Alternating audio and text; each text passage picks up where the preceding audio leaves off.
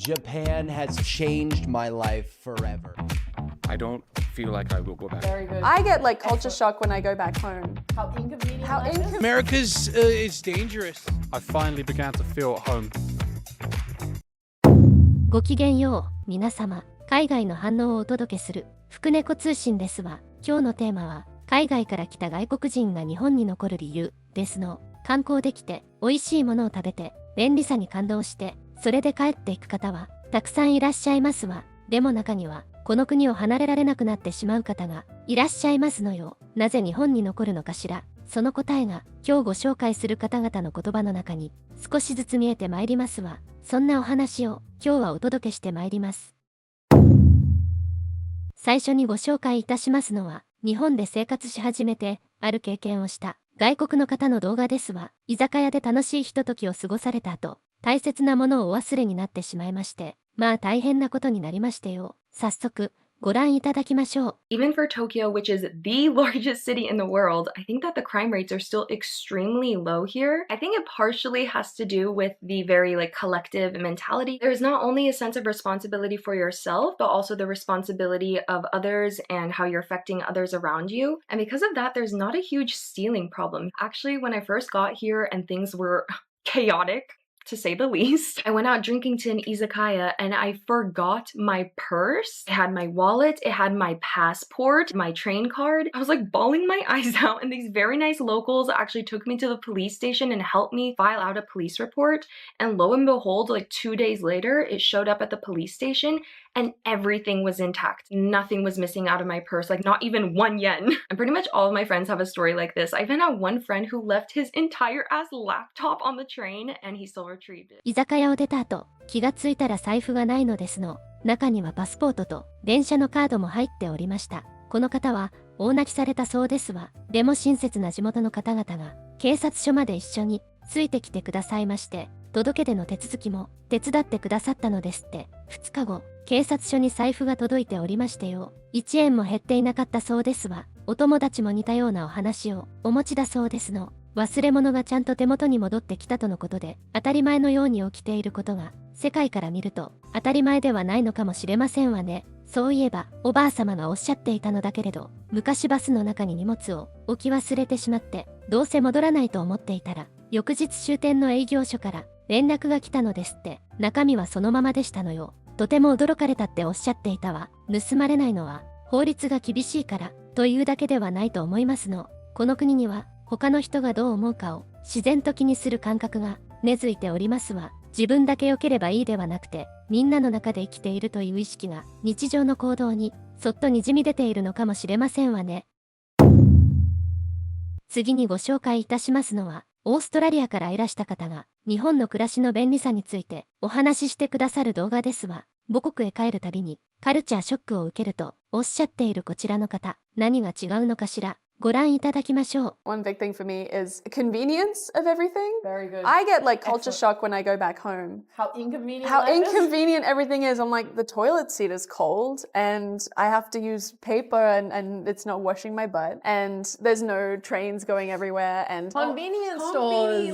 oh, I need something and I'm hungry. Oh, wait, the shop's closed at 5 p.m. Here it's 24-hour access to everything. I can give you an example. We were in the studio and I kind of hurt my hand just before and I was like, I need some ice. I raced down and grabbed a bucket of ice, a packet, and I just started icing. If it was Australia, you'd have to drive to a supermarket. It wouldn't just be down the street. Yeah, it's just everything is within a short walk in Tokyo. It's so convenient and so easy. I feel like it gets me going out more because I'm like, oh, I just need to grab something. Let me just go for a walk and grab it rather than having to get in a car and drive all the way to a supermarket and then get in and find parking and everything. It's just oh, let me just.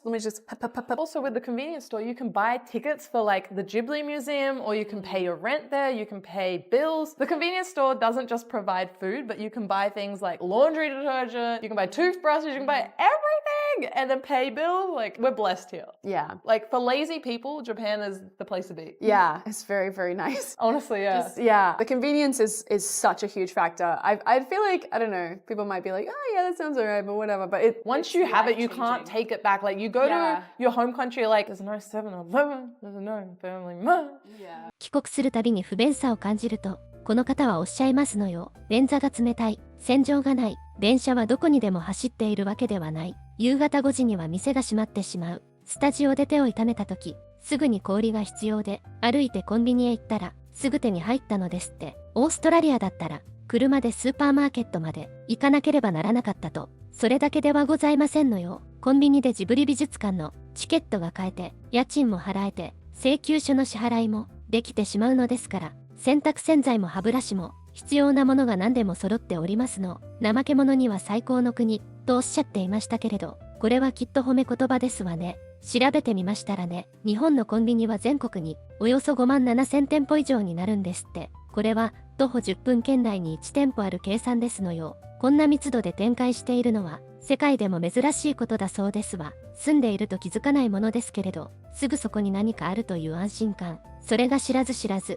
暮らしの質を上げているのかもしれませんわね。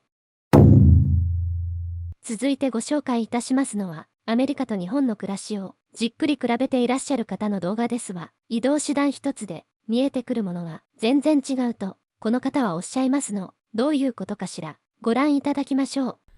I don't feel like I will go back to the States. So my house, my family, my Japanese family is here. My kid goes to Japanese schools. My career is here. Basically everything about my life, my adult life, is settled in Japan. So practicality-wise, I have no reason to leave. Let's get into the lifestyle differences. And the first thing is, I like how in Japan, it's just completely normal for anyone to use public transportation without it being looked down upon as low class or something that only poor people do. And I'm talking about that in comparison to America, not like New York City where you have the subway, most cities where there's only maybe a bus service. And people, oh, you ride the bus? Oh, you don't have a car, really? There's kind of, it's not class per se, but it's kind of like a class. If you are without a car in the States, you're kind of like looked down on. Oh, there's none of that in Japan. You can sit on the train next to someone in a three-piece suit with a very expensive briefcase. You know, a mother in very elegant clothes riding her bicycle to the train station. These modes of transportation are just normal. They're just part of daily life. And part of it, of course, is because Japan has such amazing infrastructure around public transportation to begin with. That's obviously a factor. But it's just a very egalitarian part of Japanese life. There's no judgment about people who use a car versus people who use public transportation. And there's a lot of things that are more egalitarian about Japanese society like that. And it's one of the things that makes living here very pleasant. You don't feel like you're constantly like part of an upper. アメリカの多くの街では、車を持っていないと少し下に見られることがある、とのことですの。電車で通勤なんだ、自転車移動なんだ、そういう目で見られることがあるのですって。でも日本では、高そうなスーツを着たビジネスマンが電車に普通に乗っておりますわ。そんな光景も珍しくございませんの。移動手段で人を判断しない、それが日本社会の空気だとこの方は感じていらっしゃるようですわ。電車も自転車もただの日常の移動手段。常に自分は上か下かを意識しながら生きなくていい、それが日本で感じる大きな安心感の一つだと言われてみればそうですわね。公共交通が発達しているからというだけではなくて、誰もが同じ乗り物に乗っている、その当たり前の光景が見えない格差を静かに溶かしているのかもしれませんわね。